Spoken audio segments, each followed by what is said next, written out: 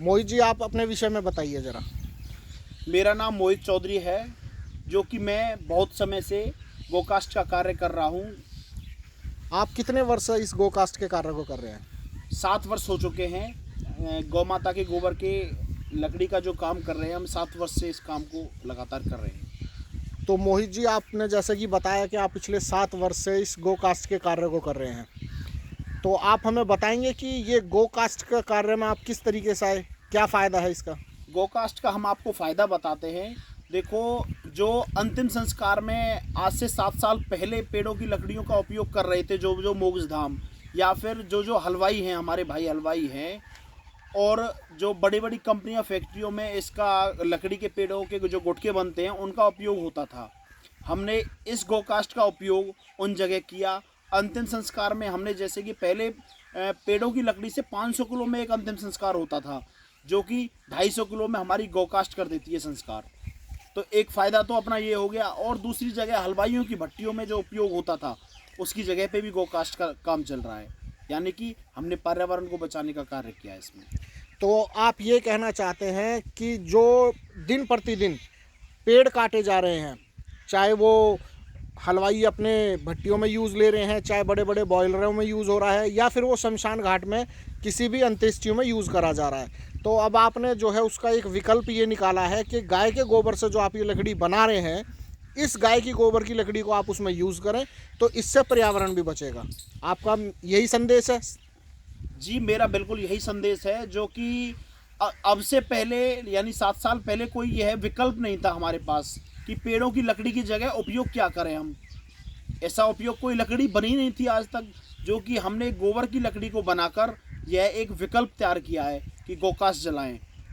तो मोहित जी, आप ये बताइए, आप पिछले 7 साल से इस कार्य को कर रहे हैं, आप तो चलो इससे अपना रोज़गार ले ही रहे हैं, लेकिन आपके पास और कितने लड़कों को आपने इसमें रोज़गार दे रखा है? मैंने 18 लोगों को, मजदूरों को काम दे रखा है, जो कि मैं तो इससे कमा ही रहा हूँ, और 18 घर भी इस गोकास्ट से चल रहे हैं। चलो, ये तो बहुत अच्छी बात है मोहित जी। आप जहाँ एक बेरोज़गार युवाओं को रोज़गार दिया हुआ है, और साथ ही साथ आप प्रकृति को भी एक, जो बहुत बड़ा नुकसान पेड़ काट के हम इंसान कर रहे हैं, और आप ये गौ माता के गोबर से जो गोकास्ट की लकड़ियाँ बना रहे हैं। अच्छा मोहित जी, एक बात बताइए, आप पिछले 7 वर्ष से इस कार्य को कर रहे हैं, अब तक आपने किन किन जगहों पे ये माल दे चुके हैं? मैंने शमशान घाटों पे इसको दिया है गोकास्ट को, और जो भट्टे होते हैं ना, जिनमें मकानों के लिए ईंटें बनती हैं, आपने देखी होंगी, आप सभी के घर में जो ईंट होती हैं, उन भट्टों में भी मैंने इस गोकास्ट को दिया है। होली का दहन होता है, होली आती है तब होली का दहन होता है, तो होली हर साल मैं होली का दहन के लिए भी गोकास्ट देता हूँ।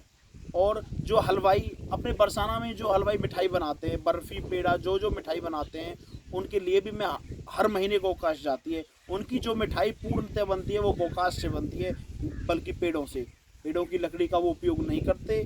गोकास्ट से वो बर्फियाँ और मिठाई बनाने का कार्य कर रहे हैं। अच्छा मोहित जी, आप ये बताइए, आप सिर्फ ये गोकास्ट की लकड़ियाँ ही बनाते हैं, या गाय के गोबर से कुछ और प्रोडक्ट भी बनाते हैं?